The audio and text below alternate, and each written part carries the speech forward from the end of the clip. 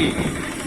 एक आश्चर्य हुआ, यह घटना आश्चर्यचकित करने वाली है कि जब छोटी बच्ची थी फूलन देवी, जिनकी आज हम जन्मदिन मना रहे हैं, वह छोटी बच्ची अपने समाज के लोगों को इकट्ठा करती थी और बताती थी कि भैया आपस में लड़ोगे तो टूट जाओगे, कमजोर हो जाओगे, तुम लोग सताए जाओगे, लतियाए जाओगे।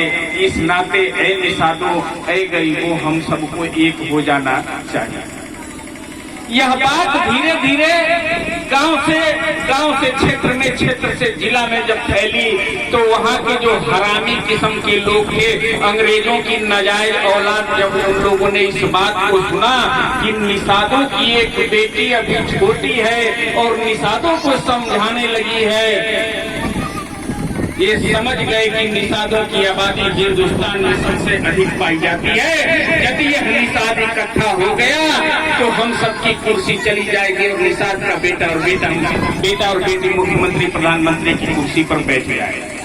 ये इन हरामियों को इस बात की जब जानकारी हुई, उस फूलन के साथ कितना बड़ा जघन्य अपराध किया आपसे छुपा नहीं है। ये घूम घूम करके कहते हैं कि हम हिंदू हैं, ऐ हिंदू आओ, हम सब एक हो जाते हैं। आपसे पूछना चाहता हूँ कि क्या फूलन देवी जिसका नाम पड़ा वो हिंदू की नहीं थी? क्या निषाद हिंदू नहीं है? निषाद की बेटी हिंदू नहीं है? उस हिंदू समाज की बेटी, उस निषाद समाज की बेटी कहे जाने वाली फूलन के साथ उन हरामखोरों ने महीनों तक कमरा में बंद करके, घर में बंद करके बलात्कार करने का काम किया। बलात्कार जब किया तो उसके शरीर का खून उबाल मारने लगा। गजेटियर में लिखा है अंग्रेजों ने कि हिंदुस्तान में एक जाति रहती है जिसको निषाद कहते हैं, इस जाति का खून हर जातियों से 12% अधिक गर्म पाया जाता है। उसका 12% खून गरमा गया और गरमाया हुआ खून हाथ में पिस्टल उठाया और कहा कि मेरे साथ जो अत्याचार हुआ है उसका मैं बदला लेकर के रहूंगी। ऐ समाज के लोगों, मैं उस समय की बात बताना चाहता हूँ। वह घूम घूम करके जो हिंदू कहने वाले लोग थे, उन सारे हिंदुओं के घर गई और कही कि भैया मेरे साथ अत्याचार हुआ है, मेरी इज्जत लूटी गई है, मेरी रक्षा करो, इसकी लाज रखो। कोई हिंदू कहने वाला उस बहन का हाथ बटाने के लिए आगे नहीं आया। लेकिन हम तो ऋणी है इस देश के मुसलमानों के। बाहरी मुसलमान समाज का एक बेटा मुस्तकीम नाम का मुसलमान उठ करके खड़ा हुआ। आप जानते हो मुसलमानों में रक्षाबंधन का त्योहार नहीं मनाया जाता है, वो दिखावे का त्योहार नहीं करते साथी, लेकिन दिल से मानने वाला अपनी बहन को, उस फूलन के साथ एक मुसलमान मुस्तकीम खड़ा हुआ और कहा कि ये बहन चलो मैं तुम्हारे साथ चलूंगा और तुम्हारे साथ हुए अत्याचार का बदला लेने का काम करूंगा। आए ये लोग और जाकर के 22 हरामियों को मौत की नींद सुलाने का काम किया। यह बात पूरे देश नहीं विश्व में फैल गई कि निषादों की उस बेटी ने जो निषादों को समझाने का काम करती थी, 22 हरामियों को एक ही बार मौत की नींद सुला देने का काम किया है। वह जेल चली गई।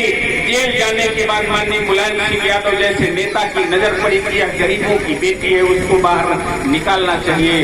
बाहर निकाला, उन्होंने सांसद भी बनाया।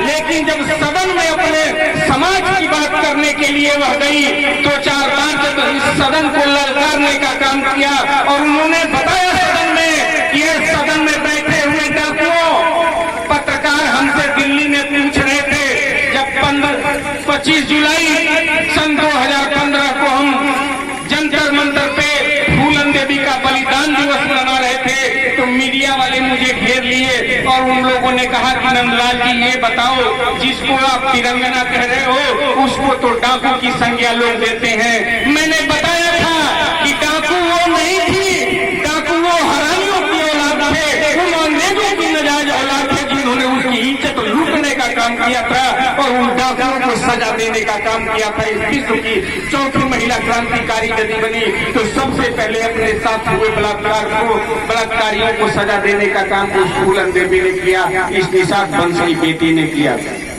2009 में मैं आया और घूम घूम करके, मुझे राजनीति नहीं आती थी, मैं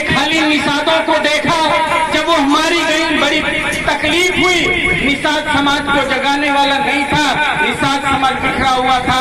मैं 2009 में मेरे पास साधन भी नहीं थे, मैं पैदल था, मैं मोटरसाइकिल से चलता था, लेकिन आपके बीच में हमारे छोटे भाई जय हिंद समाज पार्टी के राष्ट्रीय महासचिव छोटे भाई रमेश राजभट्टी जी चला करते थे।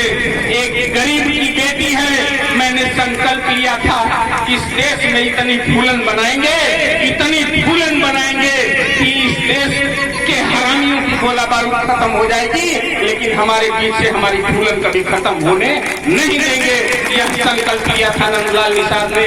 आज उसका मिसाल है एक गरीब की बेटी, विषम परिस्थितियों से लड़ती रही, लेकिन जय हिंद समाज पार्टी की आवाज को लेकर के चलती रही। जब हम लोग चलते चलते 2012 का चुनाव आया और 2012 के चुनाव में जब हम लोगों ने उत्तर प्रदेश की 41 सीटों पर चुनाव लड़े और 41 सीटों पे जब चुनाव लड़े तो कहीं 10,000, कहीं 11,000, कहीं 15,000, कहीं 18,000 वोट